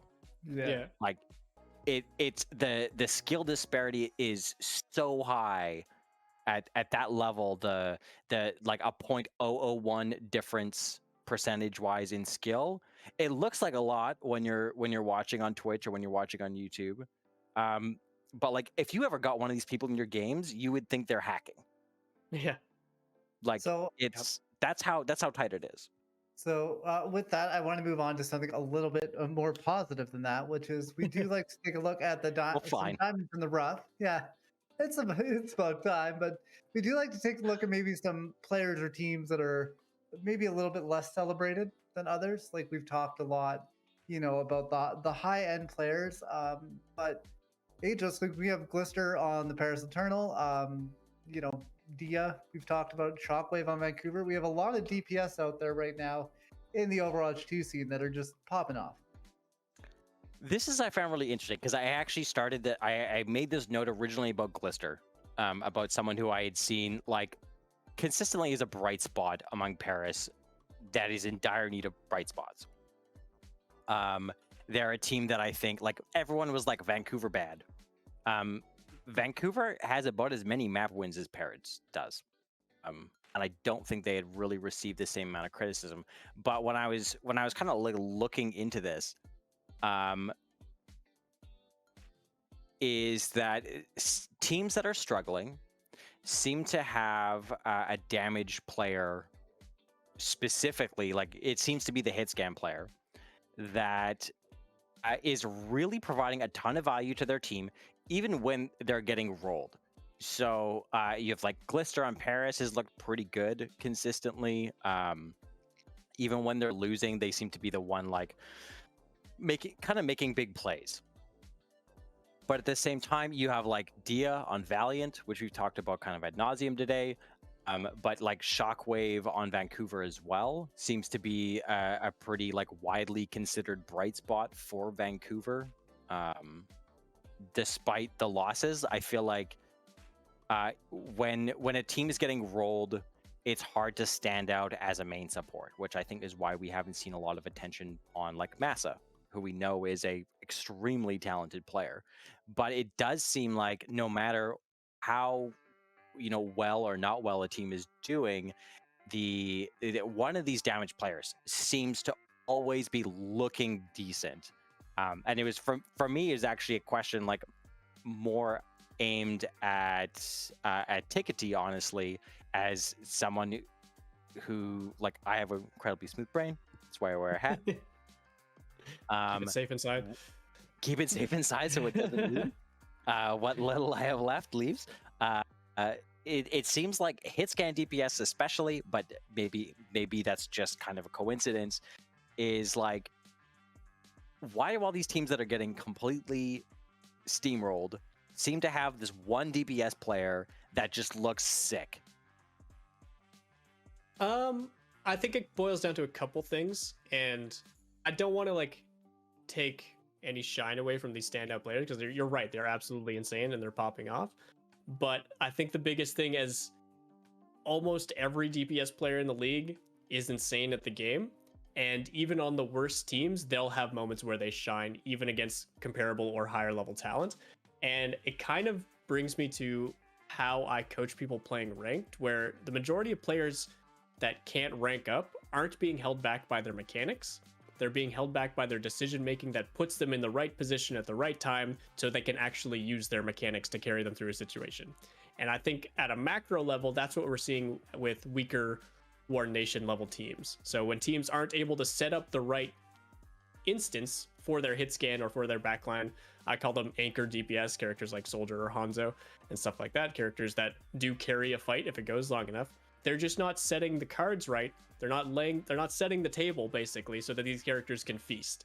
And if you're not able to consistently set that table, or some other analogy I could pull out, then you're not going to see those moments as consistently. But that doesn't mean like every single fight you're losing. And it does mean that the fights that you're able to win is still because that character or that player is able to do their job at their most effective rate. And that's sometimes up to your team being able to set up those situations, or sometimes that's being able to, as an individual, to outplay enemy situations as well. So I don't think it's a thing specific to, say, like Glister on Paris or any specific DPS, but just the teams with weaker macro don't get there either as quickly or as often as other teams. So you're just not able to see those situations as consistently compared to more coordinated teams like, say, the Shock. Sweet. It's gonna be, all right, yeah. Yeah, that was such a good answer. LordThethan, you got anything to add to that, or? No, actually, that was perfectly encapsulated. I think that honestly, one of the big things to be happy about is that we can see players in the DPS role finally popping off. That's just not something you get with Overwatch 1. So you know what? Yeah, is Glister in a tough spot on a team that's having a little bit of a hard time? Yeah, but man, he can still play well. And you know, even your best DPS players in Overwatch 1, you know, they're still just not going to have a good time. So I'm just thankful to see some of these players. I'll tell you though, you know, there's been so many names that the desk and that the casters will drop. You know, I really wish, because I think we even saw a little bit of a glimpse in it of this player in that clip. I really wish that people would talk about Animo the way that they talk about Sir Majed. I know that it's kind of two different leagues, but man, I love Animo's gameplay. I just don't think that they get enough time in the in the dialogue. So I'm waiting for the day where I get Animo discussion. I'll be happy when that comes. Well, and with another person that's not getting a lot of talk, like I didn't know who this person was before this last weekend. Completely popped off on the Tracer. I think on Ilios, playing for the Atlanta Reign against the London Spitfire, Venom had double the damage almost that Shax had, which is absolutely bananas.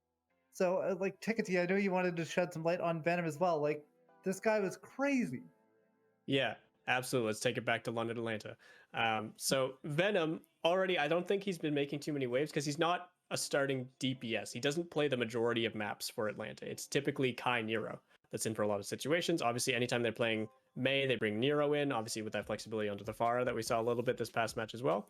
But Venom seems to be their pocket Tracer pick, and Tracer's finding a lot more stability in the meta, whereas Genji was played a lot earlier on, and now we're seeing a lot of Soldier Tracer over Soldier Genji.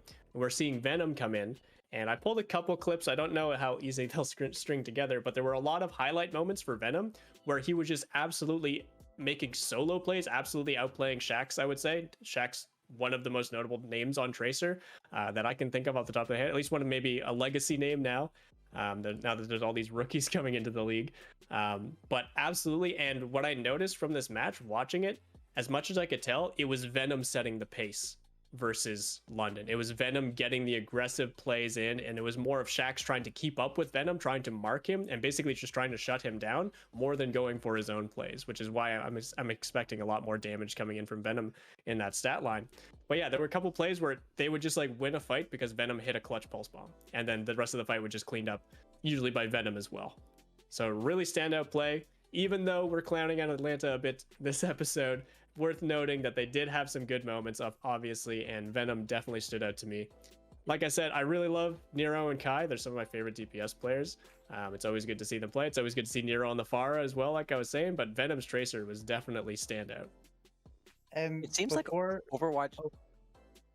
Sorry, it seems like Overwatch 2, the DPS are responsible for creating a lot more space than Overwatch 1. I feel like we've talked about it before, but it was pretty early in the beta.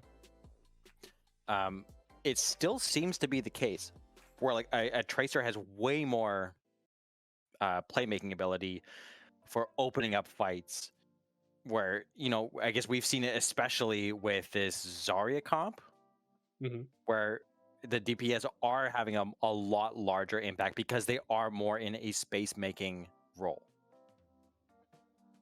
Yeah, absolutely. I think the biggest thing, to try and put this in a nutshell so I don't go on another like 30-minute rant, would be like anything that doesn't do damage in Overwatch can be used either offensively or defensively. So shields, movement, repositioning, stuff like that. Things that aren't just damage can be used, I'll call it just like utility.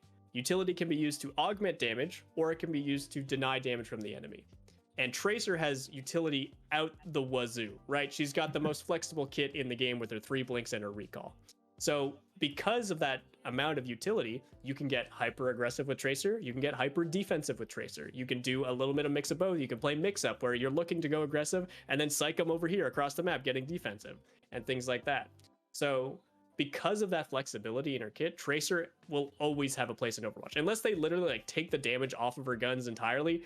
They did do a significant nerf to her damage, but she's still the most flexible DPS in the game in terms of not just how she can position, how she moves around the map, but the jobs that she can do in Overwatch. There's no better DPS to touch a payload last minute. There's no better DPS to control a flank angle against basically any other DPS in the game. There's no better DPS to follow up dives as deep as you want to go, kind of thing. The flexibility of those blinks and of course the recall just mean that this character will always find a place in these situations, and like you said, can do more jobs than other DPS can. It seems like we've seen every time there's like almost a Genji meta, it's like JK. Just play Tracer, dude. Turns out Tracer's better. Yeah. Fine, I'll go Tracer. Yeah. Every time we see it's like Soldier Genji, Soldier Echo. No, it's Soldier Tracer, and it eventually gets there. And So much fun to watch. It is. And like honestly, like I remember when I started playing Overwatch, I was very bad, but I played a ton of Tracer because it was just like, this is a cool like concept. You know, this is cool. It's one of the coolest. It's one of the coolest characters ever created, as far as I'm concerned, in like an FPS. Like the abilities to rewind time for yourself by 2 seconds and like put it into an FPS successfully in a way that's not completely broken is just straight up one of the coolest things I've ever seen in a video game. And I still remember. Go ahead. I still remember watching like early trailers for Overwatch and thinking to myself, like, they literally put blinks on a character. How is everyone not gonna just get motion sickness playing this game? I was like so worried that it'd be just completely jarring to play Tracer. But then you get your hands on her, it's surprisingly intuitive, incredibly fun, and even at the pro level, like super valuable. And motion sickening. Yeah, and at the pro level, yeah, it definitely can be. But one thing we are looking forward to, it's going to be next week, we're going to see a LAN tournament. Finally, we're going to get people back in person. It's going to be happening in Dallas. So obviously, Tikatee, you're not there now, or maybe you are. I know you're down I'm in that Texas, not in Dallas. Right. Close enough. Are you, or I think LordThethan's actually down there too. Are you guys planning on heading Dallas. over there? Or what? Yeah, there you go. You go. You're not going? Not in my plans, unfortunately. Yeah, I didn't have plans either. But either way, like there's going to be a lot of good matchups. Obviously, there's still a lot to be determined because it will be a tournament. So there's going to be different matches happening as we go down the road. one I really have my eyes on is going to be Houston versus the Glads in that first kind of bracket.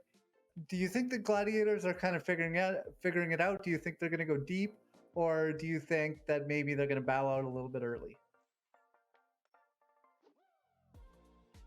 I guess I can kick off. I think the Gladiators haven't quite figured it out, but they've definitely figured out more than the Outlaws. So Yes. I am not eager to see Houston go up against Gladiators, but it is entirely possible that Gladiators just kind of drops the bag and Dante Doomfist just carries another stellar performance for no reason. I shouldn't say for no reason, because Gladiators lose their footing or something similar. But I would take Gladiators in that matchup 10 times out of 10. It's bizarre. It's bizarre because I feel like Houston looks completely lost when Dante is not on Doomfist. Like I watched one of the games this weekend. It looked not close until they brought Dante back in on the Doomfist, and then they looked pretty solid. But at the same time, that's their best look. You got to think going into an elimination bracket, they're going to be running it hard. You would hope that the Gladiators they've flagged this. They know this. Like if I have thought of this, they definitely have thought of this. It's kind of like the equivalent of London, where it's like, you know what they do, right? You know Houston's the Doom team, so be ready for it. Yeah, like you must be prepared, and I feel like we've seen enough teams have kind of figured out the Doom one trick composition. Like we saw them even like in like week 2, Toronto was like, "Oh, that's what you're doing. Stop." Yeah, we'll just play Tracer. And I actually think the rise of Tracer makes Doom way harder than tanks like Winston even, and things like that, and that hurts Houston a ton. I'm still not ready though. I've been a fan of the Houston Outlaws since day one of the Overwatch League 2018 preseason, and you know they've always they do this nearly every year where they make it so far and then just bow out. And you know, Overwatch 2, it's a change, and so I was ready for things to change. We have that first LAN. Houston beats Dallas, absolute sweeping 3-0, and now we're back to square one, where Houston's like, we're happy to just sit right, kind of barely above the middle of the pack in the Overwatch League, and so. It's unfortunate. I have to concur with you guys, but I'll be very sad if Houston bows out a little early in the kickoff clash. I think it's going to be really interesting. I mean, I feel like you do, LordThethan. Like, I think I've said this before on Highground as well. Like, the Houston Outlaws will be good when they prove to me that they're good. It's not expected before, and they can have good games. They can have good games, but like I need to see like a lot of games like over a stretch of time to be like, okay, they're actually doing something. Because like in years past, 2 would be good. like, in years past, they're like, okay, they might be better this year. Actually, Hydration's gonna play tank, and you're like, oh well, this is screwed. That would have worked this year. Yeah, maybe they were just ahead of their time, but it's gonna be one of those things. Like, man, I'm like, I know Gladiators have stumbled a bit out of the gates, but I still give them the edge because Houston, you're nothing until you are, and I need to be proved that. So I'm just gonna have to wait, see if Houston can really bust out of their shell and do some work. Ageless, I know another game you wanted to take a look at as well was Atlanta versus Florida coming up. Yeah, Atlanta versus Florida is such a weird one for me. I feel like these are two kind of middling teams. I know Atlanta was rated really highly. The further we get into this stage, I guess, the more I wonder why they were rated so highly. There was a lot of criticism of Shock early on, of like, yeah, they're 3-0ing New York, big deal. They're not that good, I guess. Atlanta's season so far has been just like, you know, it reminds me of early on Atlanta, where they would beat up teams below them, and they would get beat up by teams above them.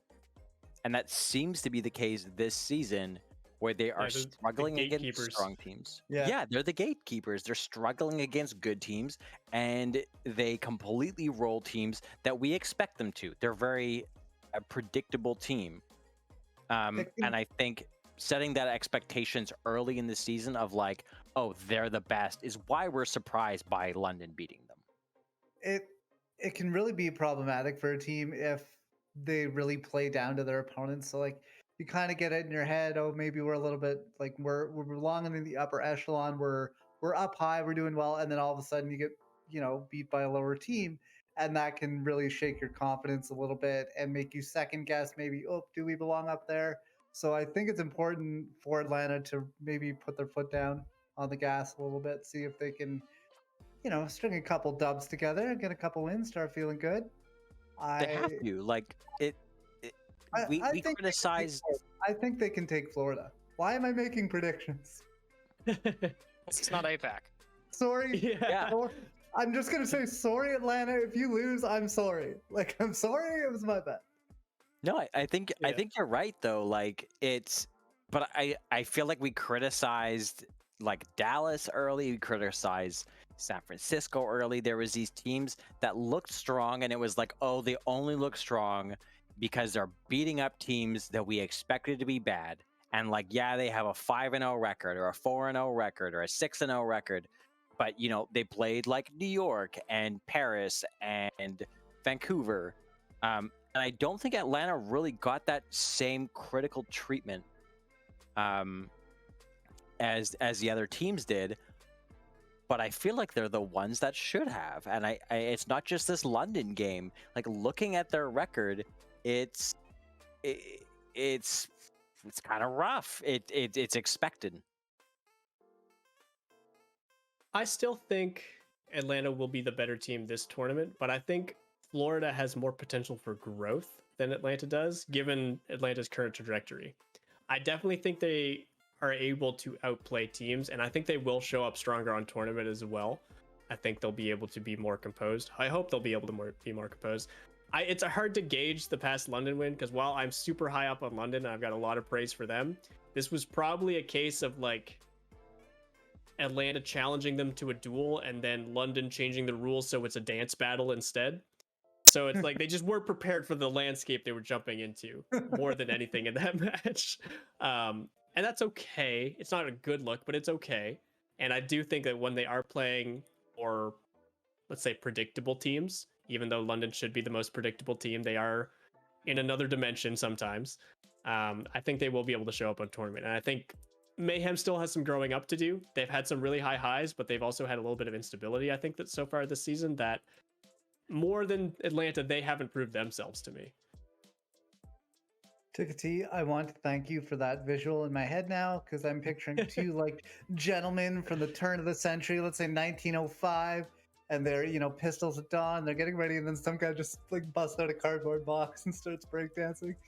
So, exactly. That's gonna live in my head rent free. Yeah, just chewing gum and breakdancing. I'm sure Hottie can do it all.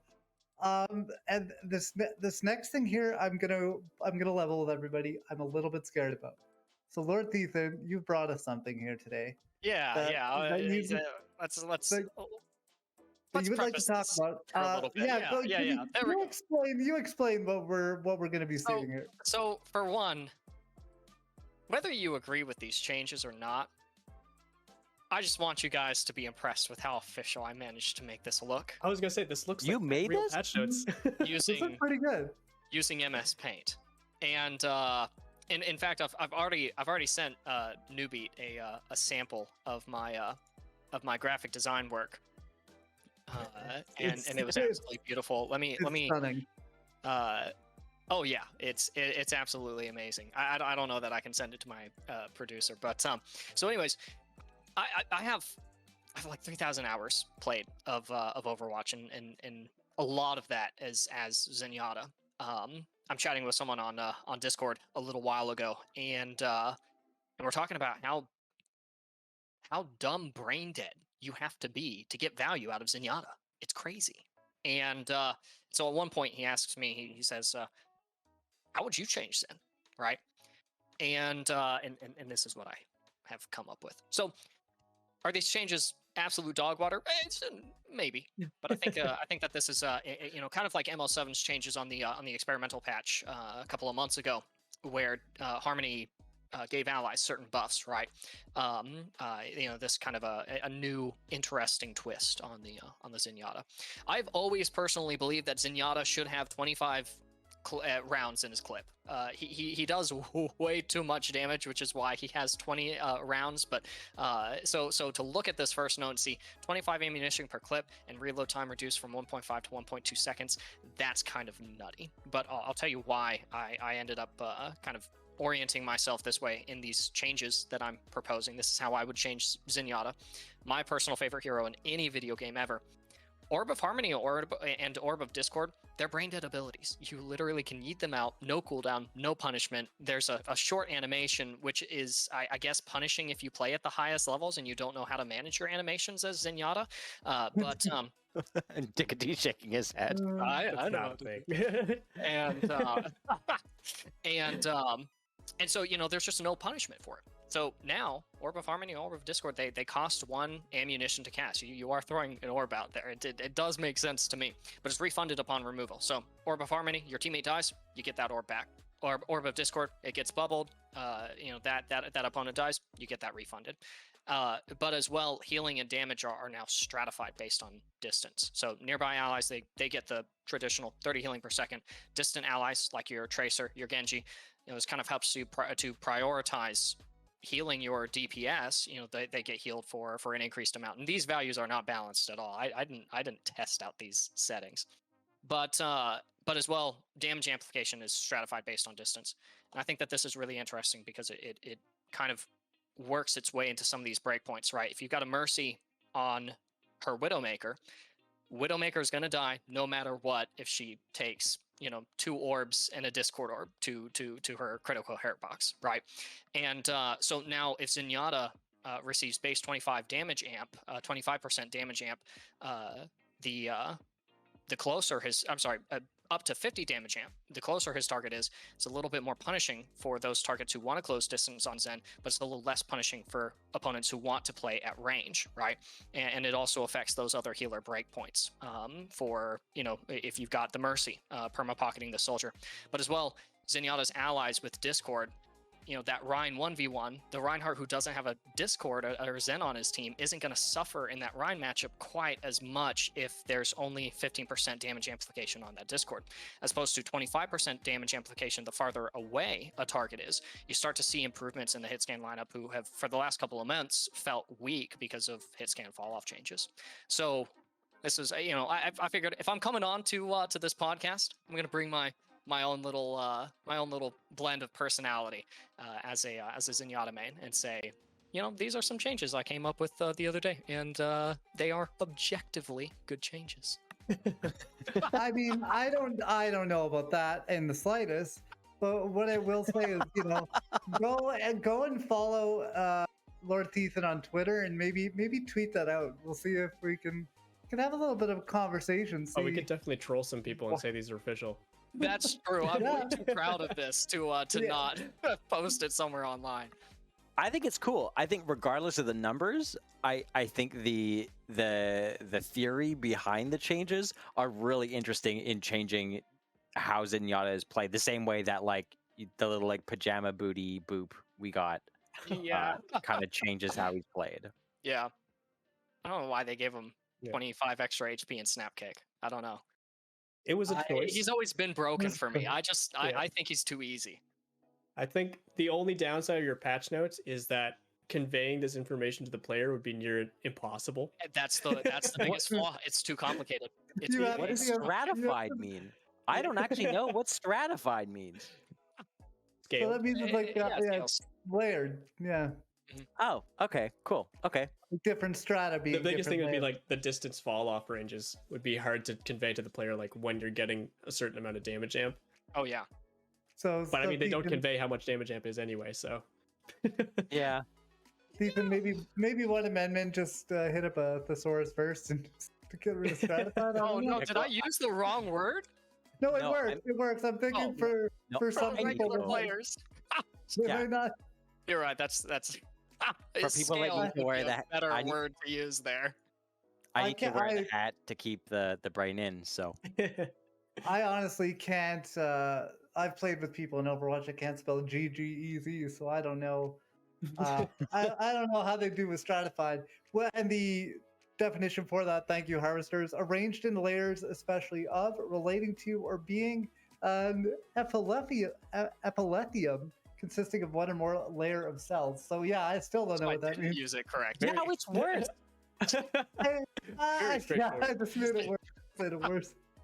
So yeah, so follow LordThethan on Twitter. Check out his Zenyatta changes. All my garbage takes.